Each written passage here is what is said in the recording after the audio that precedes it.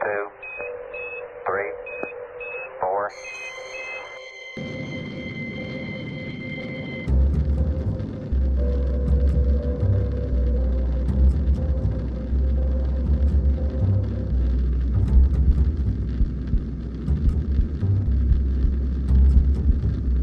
Pop Culture Cafe presents classic sci-fi.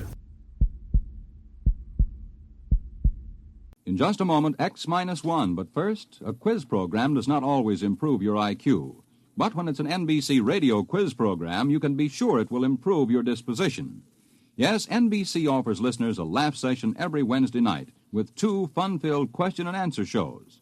One is Truth or Consequences, and though you may never learn why a chicken crosses the road, you'll howl as contestants perform the stunts dreamed up by MC Jack Bailey. The other is You Bet Your Life, and with a quizmaster like Groucho Marx, your good time is always guaranteed. Hear Truth or Consequences and You Bet Your Life tomorrow. Now stay tuned for X-1 on NBC. X-1 in 1 minute. This week is Military Reserve Week. If you're a young man between the ages of 17 and 18 and a half, you can fulfill your military obligation with only 6 months of active duty. You need no longer ask yourself, when will I be drafted? By joining the 6-month reserve training program, you become draft exempt and can plan your future with confidence. You are paid for your service while in training. You may be able to pick the exact job you want depending upon your aptitudes and Army vacancies. You may enlist in the program and then receive a deferment until you have finished high school. Your training will teach you to protect yourself and your family in any emergency. The training builds you physically, and the technical skills you learn can help you later in your civilian career. There are many other big advantages for you in the 6-month training program. Visit your Army Reserve Center for all the facts about your big opportunity in the 6-month training program. Learn how you can plan your future with confidence. The book says, when the ship shall enter into the orbital pool of its destination, the motors will change in sound due to the increased anti-gravity components. A study is being made to interpret the meaning of the word destination, which was lost some 4,000 years ago and has always been a subject for much controversy. But this need not concern you. Suffice to be reassured that the change in the sound of the motors is a part of the scheme of things. Return to the schedule. The ship is all. Praise the ship. The ship is all. Praise the ship. Countdown for blast off. X-5, 4, 3, 2, X-1, fire.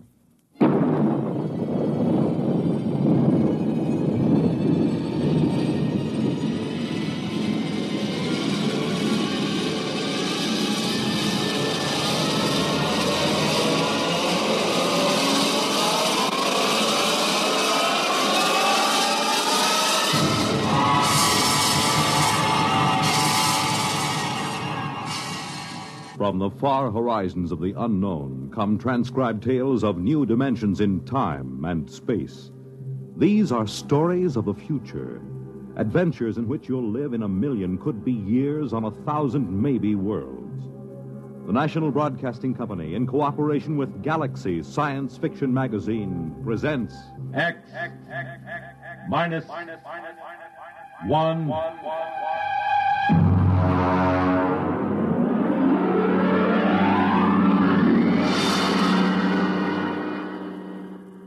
Tonight, The Sense of Wonder by Milton Lesser.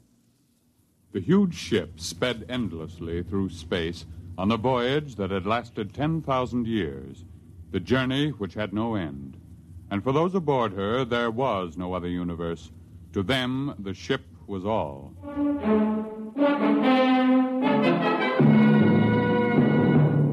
The ship is all. Rykud read the slogan embossed in raised letters of steel outside the door to the priest's compartment. The ship is all.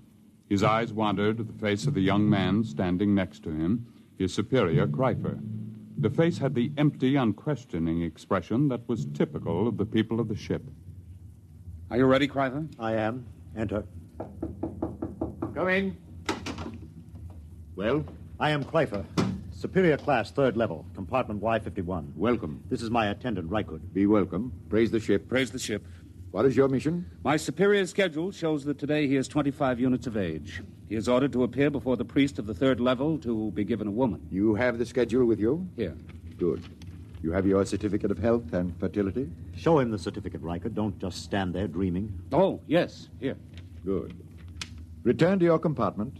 I will have the matron bring you a woman from the fourth level. Praise the ship. Praise the ship.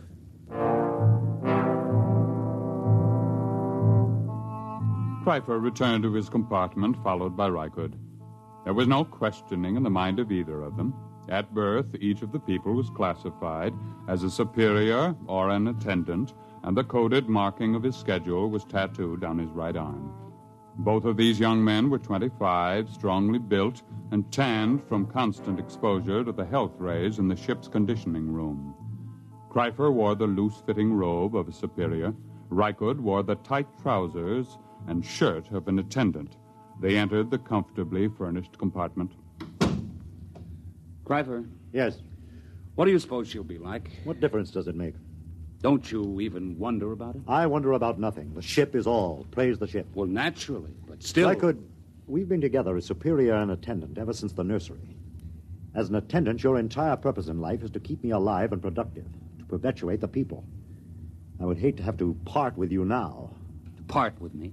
Not of my own choosing, of course, but sometimes I detect what appears to be a strain of unorthodox thinking. Really? I was not aware of it. I am not entirely aware of it myself. Not enough for me to report you. However, I must warn you that if it should increase, I will have to send you for therapy. Well, I assure you there'll be no need for that. I've never deviated from the schedule. I have never disobeyed the buzzer. I am merely observing, asking questions like, don't you even wonder this is the first step to unorthodoxy? I shall watch myself for signs of it. Good. Ah, the eating buzzer. Your schedule calls for a massive dose of multivitamins. Fine. Prepare it in the green vegetables today. Today is a starch day. Oh, I'd forgotten. We could just skip it today. Rykud. Well... Of course, skipping the vitamins for one day is a permissible deviation, but I shall have to report for punishment tomorrow. Well? Skip the vitamins. I knew we would. You've never missed a permissible deviation yet. It's your influence that makes me do it. And you always blame it on me. That's what attendants are for. Yes, I know. That must be the matron with the woman. Open the door. Maintain the utmost dignity, please. Yes? Is this the compartment of Kryfer, third level, Y51? Yes. I am matron of the woman's level. Enter. I am Rykud, Kryfer's attendant. This is Kryfer. I have brought a mate for you. This is she. Be welcome. Praise the ship. Praise the ship. Her name is Aylin. Welcome, Aylin. I am most happy to be here. Praise the ship. Come. I will show you which compartment is to be ours. This way. There are 5 compartments in this suite, and ours will be this. Will you take food, matron? Why do you look at me that way? That mark on your forehead. You have always had such a mark? Yes. And you have another diamond-shaped on your right shoulder? How could you know such a thing? Your name is Rykud. Rykud. How like him you look. How like whom? Your father. My what? Of course, you could not know the meaning. What do you say? When you were born, like any of the people of the ship, you were taken immediately and placed in the nursery of the ship. You never knew who sired you, nor did they know you. Naturally. It's according to the schedule. Yes, it's according to the schedule. I have a strange feeling toward you. I can't explain it. What sort of feeling, Rykud? As if we've met before. But that's impossible, of course. Yes.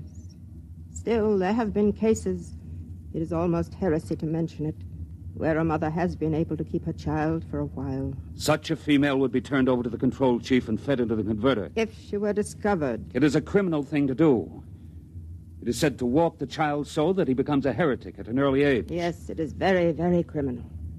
Still, you say there have been cases? Once there was a woman, it is said, an attendant, who managed to conceal such a child behind one of the forbidden doors for almost 3 years. Behind the doors? It's unspeakable. Very likely only a rumor. It's shocking to hear of such things. Behind the forbidden door. You're shocked, and yet something seems to stir deep in your memory, perhaps. Nothing. You're certain? Why do you speak to me thus, woman? Come closer. What is it? Closer. Where there's no chance that we'll be overheard. Well? Rykud, you are that child. I will not listen. I will not listen. You are that child. How could you know such a thing? I am 70 units of age. 25 units ago, I was a matron of the nursery. This person came to me and told me of her child, which she had concealed in the space lock behind the forbidden door.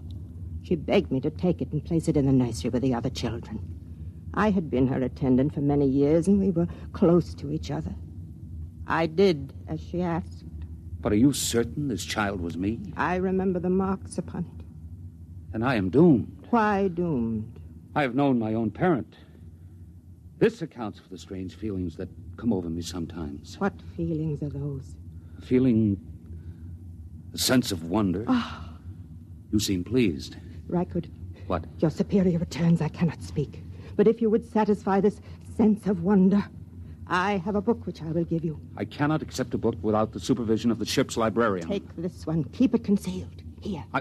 Take it quickly. They're coming. Well, what are you two whispering about? I was merely explaining to your attendant how he must behave in the presence of your mate. There is no need to explain. All is scheduled. Nothing is questioned. Praise the ship. Praise the ship. I hope that your union will produce the optimum number of children.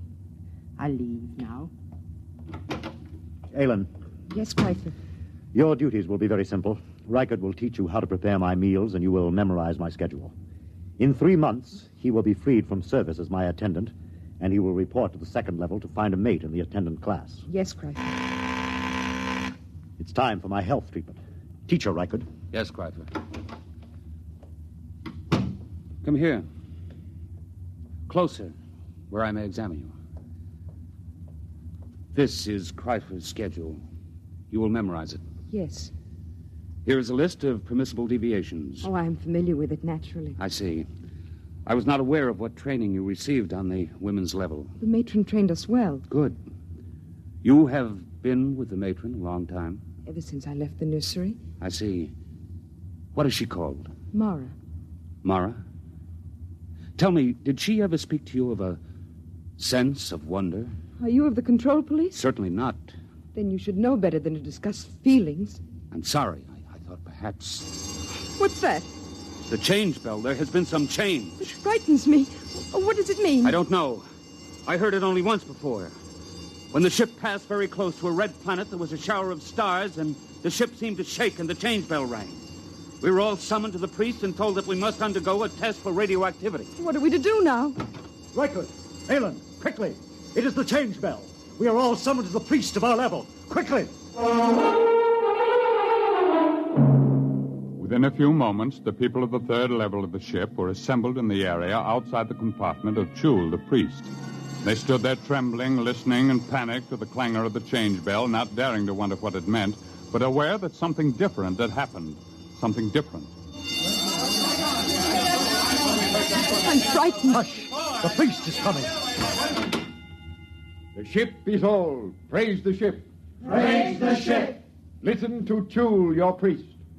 I have just been in contact with the chief priest of the ship. This is what I have been given to say. For 10,000 years now, ever since the ship began the voyage, which has no end, we have lived as one people following the schedule. In those years, the change bell has rung only twice. On one occasion, it was to announce a change in the schedule for the preservation of the people of the ship following the epidemic.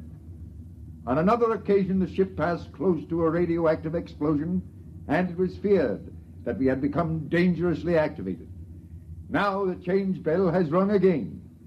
You wish to know the reason, naturally. I am given to tell you there has been a change in the sound of the motor. There is no cause for alarm.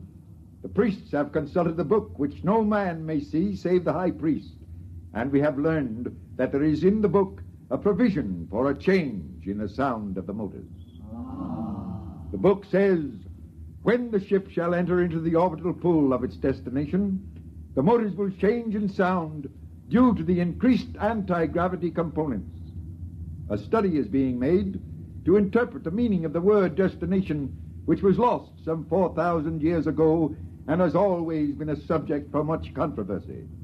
But this need not concern you. Suffice to be reassured that the change in the sound of the motors is a part of the scheme of things. Return to the schedule. The ship is all. Praise the ship. The ship is all. Praise the ship. On his way back to his compartment, Rykud stopped for a moment in front of the forbidden door which led to no one knew what, and listened to the sound of the motors. Yes, it was true. There was a new sound. It was frightening, and yet at the same time it made Rykud's heart leap with expectation. He looked at the forbidden door again and read the warning. No unauthorized persons permitted through this door. Attendant? Yes. What's your name and compartment? Rykud, attendant to Kryfer, third level, Y51. Who are you? Graf, control police. Why do you loiter outside the forbidden door? I was merely reading the warning, trying to impress it upon my brain. Is there a need to impress it? You have doubts? Well, no, of course not. Then why bother to impress it? If you have no doubts, there is no need to impress it. Well, I was merely... You see, I am engaged in the training of a mate for my superior. I wish to make certain that she knows every jot and line of the warning. Has she doubts? I'm sure she does not. Then why impress the warning upon her? It should be sufficiently impressed upon her since birth. I was merely... You were merely loitering, eh? Tell me, Rykud, do you ever wonder what is behind the forbidden door? Never. Are you perfectly content? Perfectly. Good. I'm going to enter your name in my report as a warning. See that it is not repeated. I will see. Return to your compartment. I will return. Praise the ship. Praise the ship. Rykud went back to his own compartment. He tried to push the events of the day out of his mind. It was almost too much to cope with. First, the mate for Kryper, then the news of his birth, now the change in the sound of the motors, and the book. Rykud lay inside his bunk, drew the curtain, and took the tiny, ancient plastic book from his trouser belt. He opened it and began to read. It was thought advisable to keep from the passengers on the ship the fact that their voyage might end in catastrophe. Forced to leave the Earth because of its radioactivity following the 3 wars, the inhabitants of the ship, to all intents and purposes, became the inhabitants of a new world. The ship was their world. The organizers of the expedition felt it would be cruel to inform them that the ship's navigation machinery had been set in a series of ever-increasing circles and then ever-decreasing circles, so that in 10,000 years the ship would return to Earth. There was the possibility that Earth would no longer exist, or that the radioactivity would have made it uninhabitable, even if the remaining humans hadn't managed to explode it. Therefore, the ship became all. Even the word destination was eliminated. If it were known that I had chronicled this account, I would most certainly be executed and the book destroyed. Most likely it will pass into legend and be disbelieved anyway, just as fairy tales and even biblical accounts have become tolerated but disbelieved by many who were... The sleep buzzer sounded, and Rykud's eyes closed automatically. Ordinarily, the people of the ship did not dream. It was considered a sign that therapy was needed. Tonight, Rykud dreamed.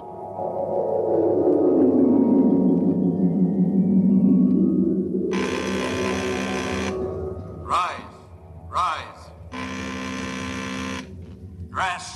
Dress. Eat. Raise the ship. Rise. Eat. Dress. The ship is all. Rykud. No. Rykud. What? Shh. What is it? You've been dreaming. I heard you and came in to see what was troubling you. Where's Kryfer? He sleeps like the dead. I was dreaming. Ellen, look at me and tell me the truth. Do you ever dream? Do you? Yes. I knew it. I could tell it by looking at your eyes. But you mustn't tell anyone. I won't. You were very close to the matron, were you not? Yes. Did she ever read to you? Read? Did she ever read from this? Where did you get that? She gave it to me. Then you must be one of the trusted ones. Who are the trusted ones? Some of us, the women who were with the matron since we were very small.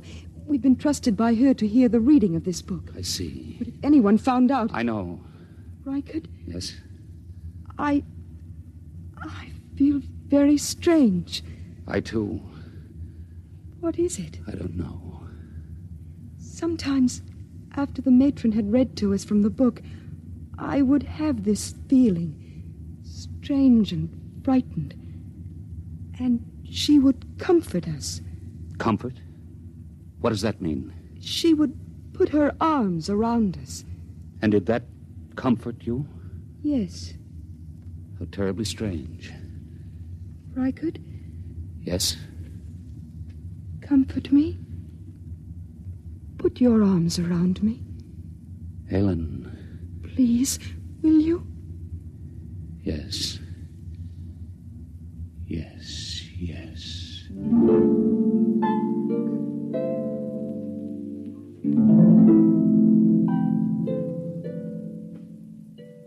On the following morning, when Kreifer went to the conditioning room, as prescribed by the buzzer, Reichert drew Aylin over to the spaceport and slid aside the protective shield. Look. I am looking. Tell me what you see. I see the stars and space. Look closely. Do you see nothing unusual? I so seldom look through the spaceport. I'll tell you then. Look there. See that one star, so big and so bright that it hurts your eyes? Well? I've been watching it. It is growing larger each hour. Stars do that. Never has one been this large. What difference does it make? The stars exist only as pictures in the glass of the viewport. They're not real. The ship is all. That is what we are told, but perhaps it isn't true. What? Perhaps these stars do not exist only in the glass of the viewport. Perhaps they exist beyond the viewport. I don't understand. Let me say it this way once and forever. Perhaps, Aylin, the ship is not all. Reichert, your heresy frightens me. Reichert, hold me close. It frightens me even to look at you. Oh, Reichert, you mustn't even think it. I do think it. I believe it. I believe the ship is not all. And I believe you are a candidate for the converter. Kreifer. Don't move, Reichert, or I'll blast you into dust. It is bad enough for an attendant even to touch his superior's mate, but to couple it with the ultimate heresy. There is nothing but death in this. Kreifer, I beg of you. Stand aside, Aylin. I'm going to finish this heretic. Now, Reichert. Oh. Have I killed him? No, he's just stunned. Oh, Reichert, what can we do? I don't know. Reichert, the change bell again. Something's happening. I know what has happened. Come, we'll go to the priest. What about Kreifer? He'll have us killed. No, it's too late to think of that. Come.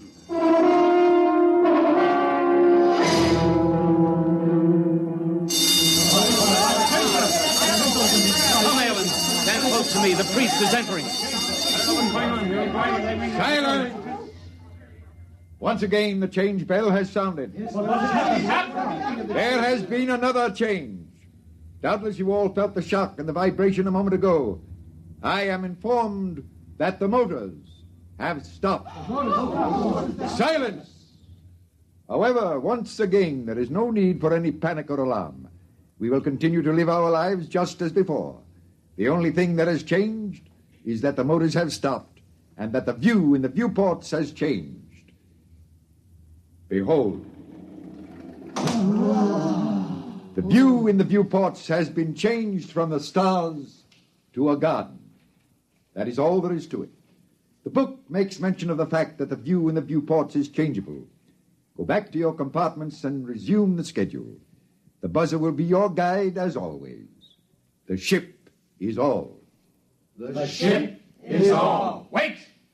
No, I have something to say. Listen, this is what I have to say. The ship is no longer all. Seize him! Keep back! I have my superior's ray gun. I will destroy any who move to seize me. Listen to what I have to say. The view in the viewports is not just a garden. It is the destination. It is the earth. Don't you understand me? We have arrived. We have reached the destination. The journey is over. We can leave the ship and go out into the garden. Fools, can't you understand? Watch the viewport. Watch it. The viewport is broken. I've shattered it. You can go out. Feel the air rush in. Smell its fragrance.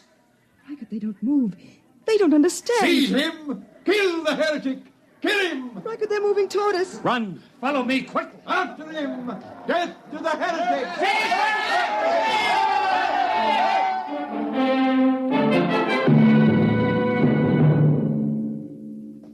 Reichert and Aylin ran down the long steel corridor with the crowd on their heels. After a few moments, they came to the forbidden door of the control room. Aylin, quick, in here. Reichert, it's forbidden. I'll have to blast the lock. Quickly, now come. Now, help me close the door. Now the bar. We're safe in here for a while. Not even the priest can make them come in here after us. It'll take them time to figure out what to do. Reichert, look. Look at the machinery. It's frightening. We're in the control room. It tells about it in the book. You see this big machine here? There was a drawing in the book. This is the machine that controls the buzzer. Just a simple machine like that? Yes, a simple machine. Stand back. What are you going to do? I'm going to smash it.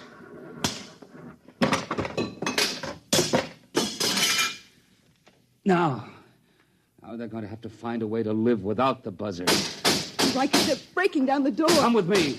Where can we go? There's nothing except the ship. No, there's more than the ship now, Aylin. There's the Earth. The cool green Earth. I'm going to smash the viewport. Come on. We're going to leave the ship. Reichert, I'm frightened. Put your arms around me. There's nothing to be afraid of. Come, Aylin. Take my hand. Here is the Earth. And it is ours.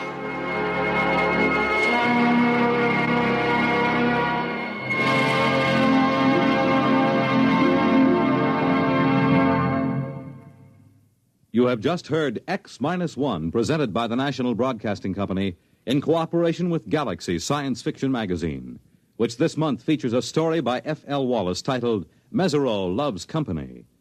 When Marcus Mesereau set out on his mission to Earth, he was driven by pride and indignation, plus a practical reason. But if he'd known what lay ahead, he might have decided to let bad enough alone. Galaxy Magazine on your newsstand today. Tonight, by transcription, X-1 has brought you The Sense of Wonder, based on a story from the pages of Galaxy written by Milton Lesser and adapted for radio by George Lefferts. Featured in the cast were James Monks, Bill Quinn, Edwin Jerome, Vera Allen, Rita Lloyd, Joe DeSantis, and Dick Hamilton. Raymond Edward Johnson was the narrator. Your announcer, Fred Collins. X-1 was directed by Daniel Sutter and is an NBC Radio Network production.